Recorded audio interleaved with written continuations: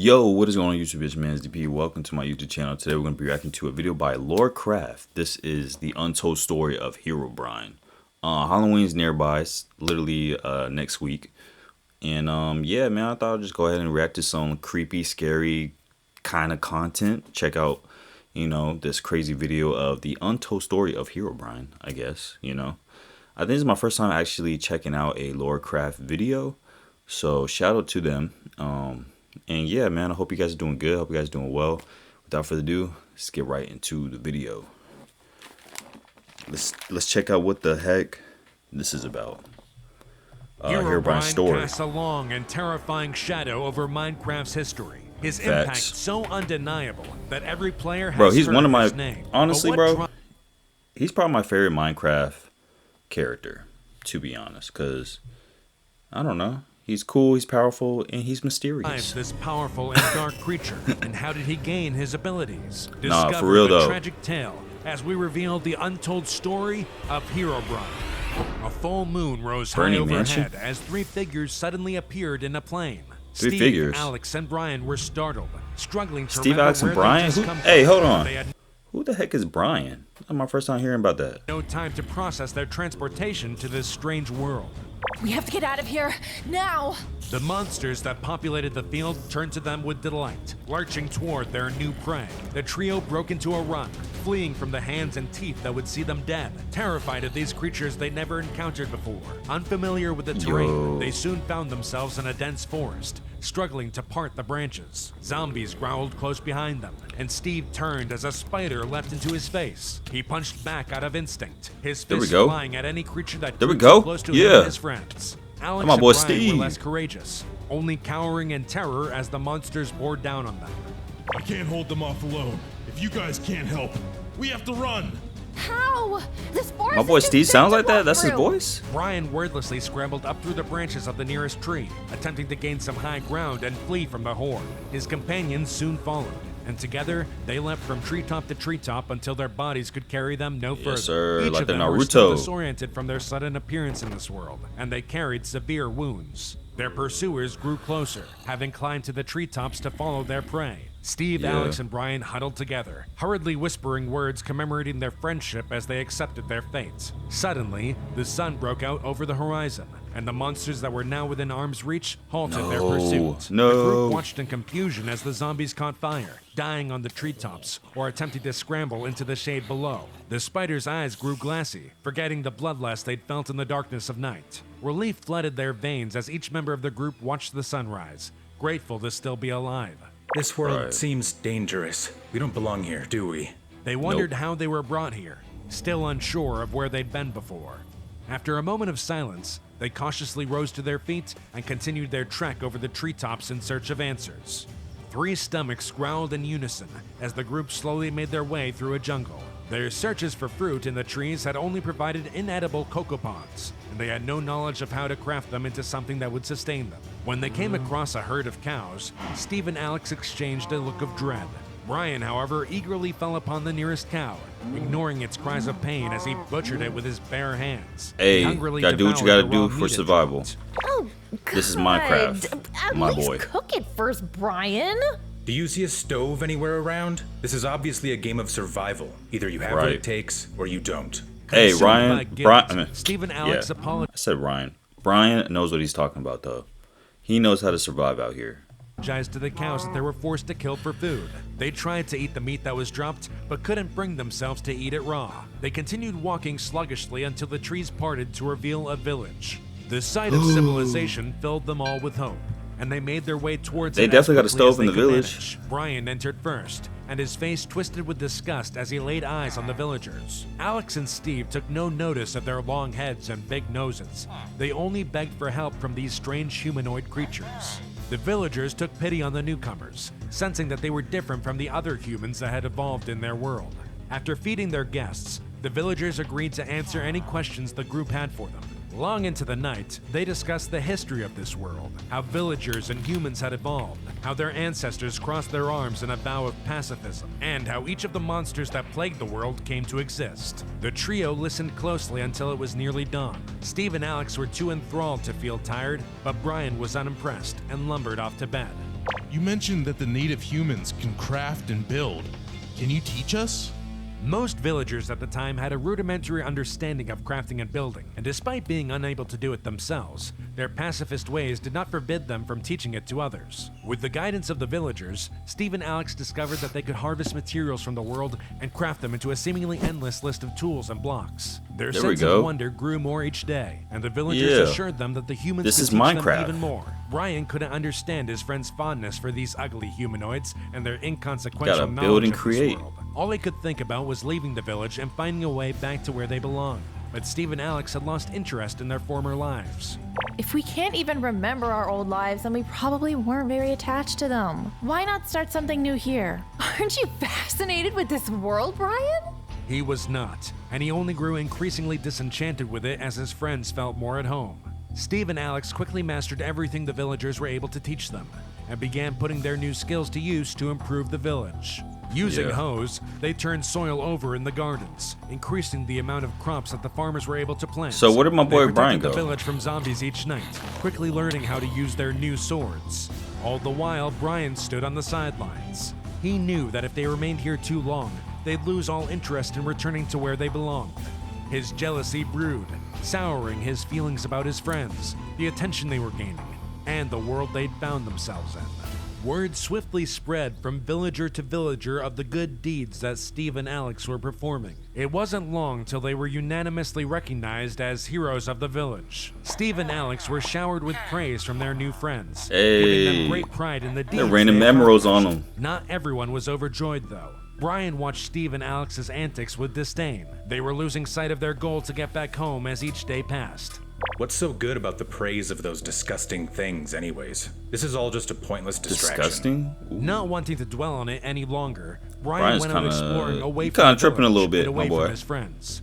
As he traveled alone with his thoughts, his annoyance for this world only grew. After a day of adventuring in solitude, Brian stumbled upon a strange-looking block he had not seen before. He soon found himself drawn to the block out of curiosity. What the heck is that? It was like it was calling out to him. Brian approached the strange block cautiously and reached out to it to understand it better. He felt his curiosity mirrored within the object, as if it was sentient and aware of his presence. Examining it, Brian slowly found himself having a better understanding of his surroundings. He felt the synthetic nature of the world, and it dawned on him that he was trapped in a game. Suddenly, a tunnel appeared in the world before Brian, as if his desires to leave manifested into reality. Brian now knew that the strange device he discovered was a command block, an object that allowed him to exert his will on the world. Elated with finding a way to escape this strange world, Brian took the command block and ventured back randomly to the stumble village to share across with something his like that? friends. When he returned, Steve and Alex were hard at work building a wall around the villagers to protect them from the monsters that spawn at night. Convincing his friends to take a brief respite to listen to what he has to say, Brian's gleeful presentation fell on deaf ears. Steve and Alex were uninterested in its capabilities and unconcerned about leaving this world. But don't you see? With this, we might be able to find a way to leave this place. Brian, I know you're not a fan of the villagers, but try to have some fun, okay? Yeah, we just got here, and there's so many fun things to see and do. We can look into leaving later. For now, I have to finish this wall before it gets dark. Brian was at a loss at how quickly they dismissed his discovery. He argued with his friends about the pointlessness of helping the villagers, but was reprimanded for being heartless, as they put it. Besides, you know what's crazy? I think to a place they could... Steve and Alex are they're so used to being in the game at this point. Like, they pretty much forgot how it was living in the real world. So their minds are just enslaved to this game now. So could barely remember Brian, anyways. I don't know what to tell you, bro. Brian once again left Steve and Alex. Yeah, you might as well just go solo, my boy. Angry from the argument, Brian left the safety of the village as night was beginning to blanket the sky. Brian was unafraid though. With the command block, monsters no longer scared him. In fact, they no longer bothered him whatsoever. Alone in the darkness, they just looked at him, made a decision. Left him alone. He came to the conclusion that his friends needed saving from this beguiling world they found themselves in, and the command block would be the way he accomplished it. I'll show them what this place truly is. They'll be begging to leave before long. Feeling Wait, what? accomplished after aiding their first Hold on, what is village, Brian Steve doing? and Alex began a journey across the world. What that man performing Brian doing, similar though? services for each village they passed through. The residents were grateful for the assistance, as no other humans had come to their aid before. This struck a chord with the two new builders, and they set out to find some of the humans native to this world. After following a villager's directions, they arrived at an impressive town that looked significantly newer than the villages that they'd previously seen.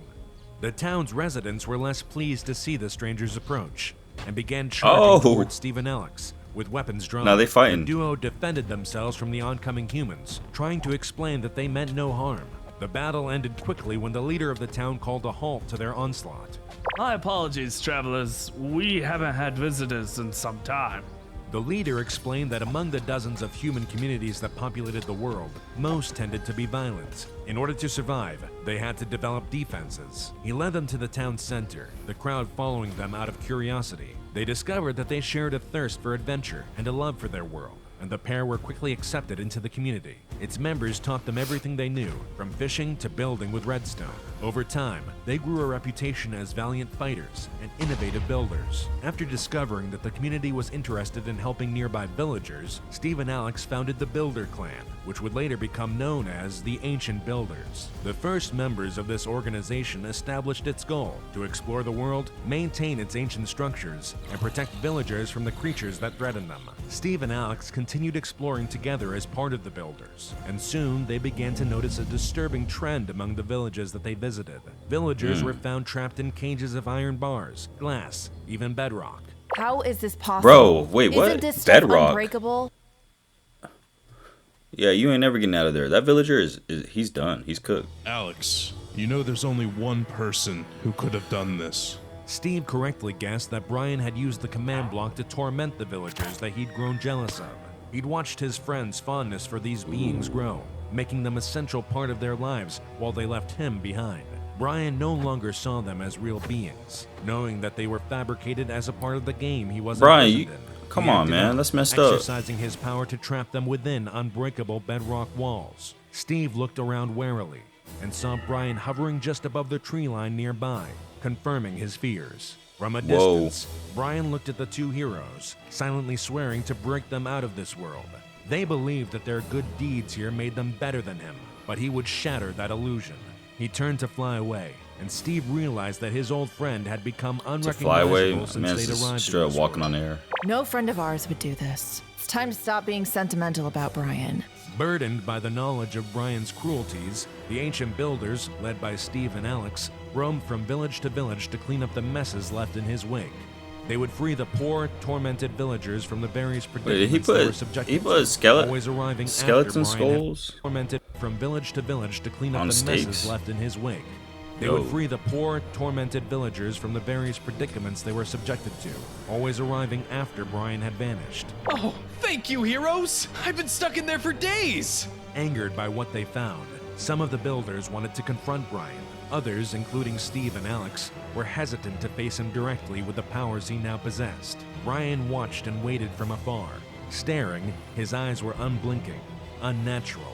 One day, when Steve and Alex were taking a break away from the rest of the builders, Yo, did y'all see his eyes, though? Brian watched and waited from afar. They're losing color. Staring, his eyes were unblinking, unnatural. Uh-oh. One day, when Steve and Alex were taking a break away I'm from thinking the rest Brian of the builders, is, Brian you know made his who. move, suddenly appearing before think them. Brian is They could do Herobrine. nothing as they were teleported away to Brian's woodland mansion. What? Where are we? Where did you take us? Do you like it? I built it myself. Brian led them through room after room of poorly made furniture replicas, his best approximation of items he didn't know how to craft. Now that he had them alone, Brian once again tried to talk some sense into his friends. He had to convince them that the world they loved so much was not real. It was merely an illusion, a game that they were trapped in.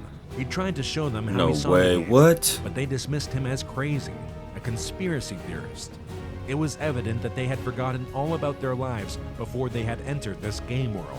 Unbothered by their protests, he teleported them once again, this time into a prison deep within the mansion itself. No. Can't do this! Let us out of here! You may not Brian, see you're it yet, tripping. but soon I will be the hero. Herobrine. Knowing the builders would not Herobrine. sit idly by, Brian spawned an army of illagers to keep Steve and Alex secured inside the What mansion. the heck? The builders, having noticed the disappearance of their leaders, started a desperate search to find them. As if wanting to be found, it wasn't long before the heavily protected mansion was discovered.